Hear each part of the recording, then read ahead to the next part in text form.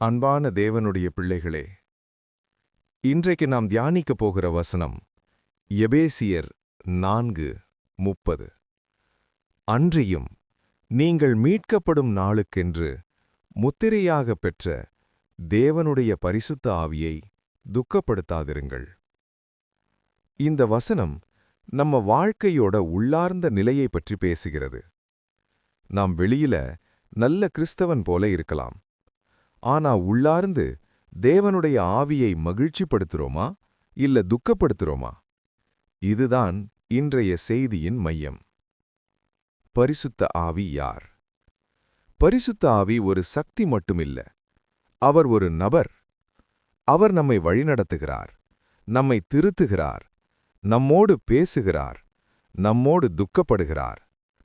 யோவான் 14:16 வசனத்தில் இயேசு சொல்கிறார், நான் பிதாவை வேண்டிக் கொள்வேன், அவர் உங்களோடு எந்நாளும் இருப்பதற்கு வேறொரு ஆறுதலாளரை தருவார். அதாவது, பரிசுத்த ஆவி நம்மோடு வாழ்கிறார். பரிசுத்த ஆவியை எதனால் துக்கப்படுத்துறோம்? பவுல் சொல்கிற விஷயங்கள்: கோபம், பொய், கசப்பு, மன்னிக்காத மனம், தீய வார்த்தைகள், பகை மற்றும் பொறாமை. நாம் மனசுக்குள்ள வெறுப்பை வளர்த்துக் கொண்டால், மன்னிக்க மாட்டேன் என்று பிடிவாதம் பிடித்தால், வாயால நல்லது சொன்னாலும் உள்ளார்ந்து தீமை வைத்திருந்தால், அப்போ நாம் பரிசுத்த ஆவியை துக்கப்படுத்துறோம். பரிசுத்த ஆவி துக்கப்படும்போது தேவன் நம்மை விட்டு போக மாட்டார்.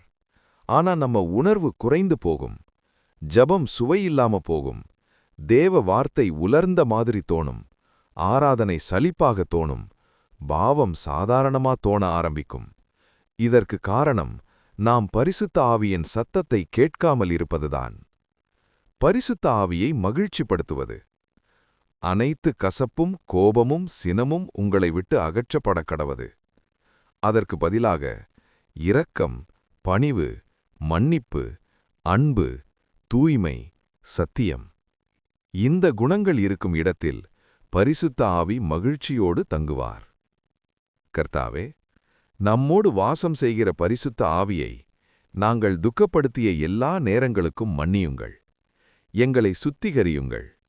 உங்கள் ஆவி மகிழ்ச்சியோடு நம்மோடு தங்கும் வாழ்க்கையை எங்களுக்கு தாருங்கள்.